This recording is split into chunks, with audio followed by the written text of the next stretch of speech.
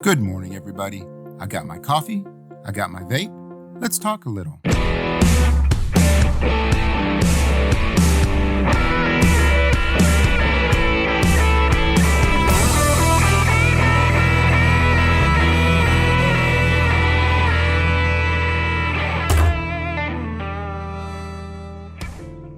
Today, I want to talk about a skill that I learned later in life that has helped me out immensely, and that's called mirroring. But before we get into that, let's take a sip of coffee and get our brains woke up. So what is mirroring, you ask? Well, it's basically a form of nonverbal communication. You mimic the body language of somebody else you're talking to.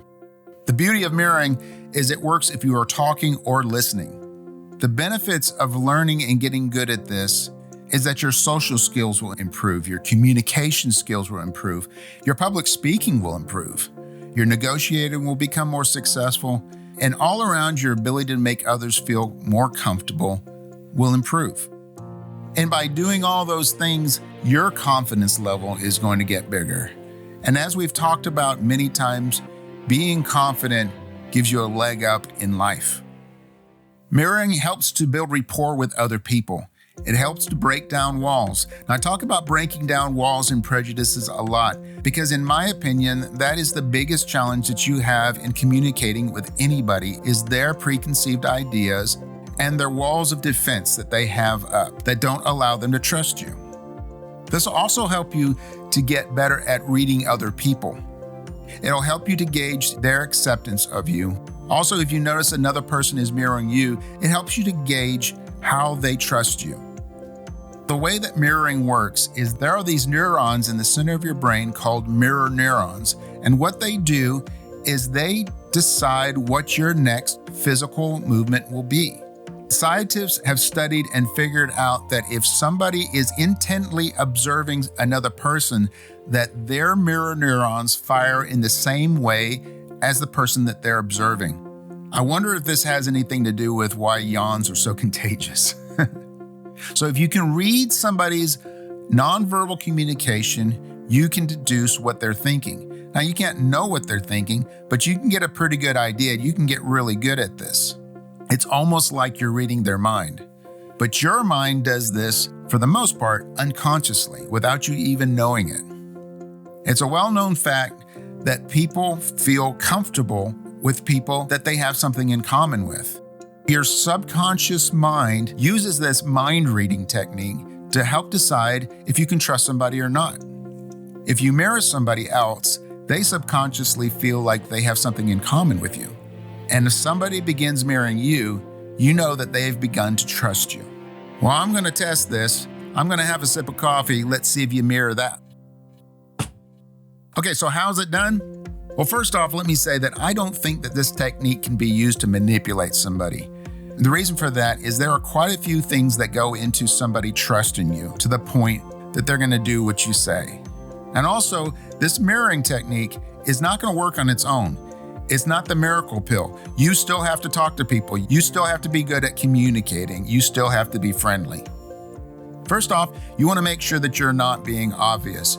If the other person sees that you are mirroring them or mimicking them as they see, then the jig is up automatically. If they know that you're going to be using this technique, then the jig is up. This has to be subconscious, so they can't know anything about it. So be very subtle. That is the key. Be subtle. And don't do it too much. If you overuse this technique, then it's going to be obvious, and then, you know what? It's going to be pretty weird. You don't want to mirror anger unless you want a conflict. If you want to have a conflict, this is probably the quickest way to get it going.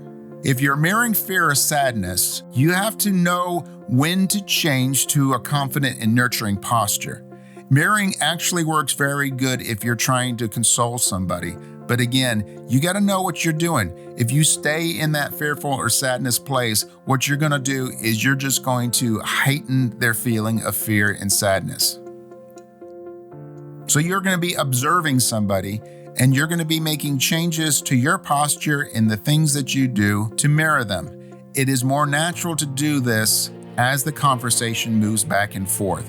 In other words, if they start talking, the most natural time for you to make a change is if they change the subject or if you start talking, or vice versa. So this is how it's done. As I said, you've got to observe the person you're talking to. You've got to observe their posture. What is their stance? What are they doing with their hands? Are they fidgeting? Are they leaning forward or sitting backwards? Are they casual or formal? Do they seem at ease or guarded? How are they speaking? Is it loud or are they speaking very softly? Are they talking really fast or are they talking kind of slow? Once you've figured that out and you've gotten good at observing that, the next step would be to subtly mimic what they're doing. So don't be really obvious. So when they're leaning forward, you want to kind of lean forward as well. If they have their hands clasped, you want to do that. If they're leaning back and they have an arm up, you want to do that. Now, I wouldn't start with big gestures like that because that is a little harder to be subtle. Start off with, are they speaking loud or are they speaking soft or fast and slow? And kind of gauge how you're speaking in the same way. Once you start mirroring them, if they make a change right away, that could mean that they're not comfortable with you yet. So stay where you are, don't make a big change, don't make it obvious, but stop mirroring them for a couple of minutes. After a couple of minutes of conversation, you can try it again. If they keep changing, stop completely. Don't try it again with them, just wait until your next conversation. The way I see that is that other person, for one reason or the other, just doesn't trust me yet. So they're subconsciously uncomfortable with me mirroring them. And if I keep doing it, then I'm just going to push those people away. If they don't change, then that means that they're beginning to become more comfortable with you. Keep trying it. Another thing is, don't change right away after they change. Give it a couple of seconds, a couple of breaths. Let them change. A lot of times people will change what they're doing when they start talking or they change a subject. So it's just perfect then when you start talking to make the change to mirror them. Well, I need to take another sip. How about you? Let's do it. We've been talking about mirroring other people, but what happens if you notice somebody is mirroring you? This is a good thing. This means that they accept you and you need to focus on them more. Better eye contact. Ask them questions. Don't be weird, but just give them a little bit more direct attention. Listen to them a little bit better. If you're speaking in a group, this is huge because if you notice that one or two people are mirroring you as you're speaking, that means you're making connection. And I tell you what, when you're speaking in public, there is nothing better than the people actually listening to you. So what I do is I will give that person more undivided attention. I will hold their gaze more. I will return back to them. It's for their benefit, but it's also for my benefit because I always want to talk to somebody, again, who is actually responsive and is listening. I might even ask them questions. Nothing really intense, but just kind of gradually talk to them more and more. And one thing that I found that the more attention I give to a particular person, the more the rest of the people start listening to me. I don't know why. I don't know if they're jealous or what the deal is, but it really works. I know we just had another sip, but I'm ready for one last sip. Let's do it. So like most things, mirroring will get easier as you practice it. I would start by practicing with somebody that you're already comfortable with. And don't let them know that you're doing it again, but you want to be with somebody that if they figure it out or they feel like something weird is happening, you're not going to put them off. You can explain it to them at that point if you want to. You're just going to have to catch them off guard in another conversation to be able to practice it. Again, if the other person knows that you're mirroring them, the jig is up. Mirroring is a skill that has been incredibly useful. It makes me feel more comfortable. It's not something that I use to manipulate other people. It is just another tool in my belt to help me to be able to relate to other people.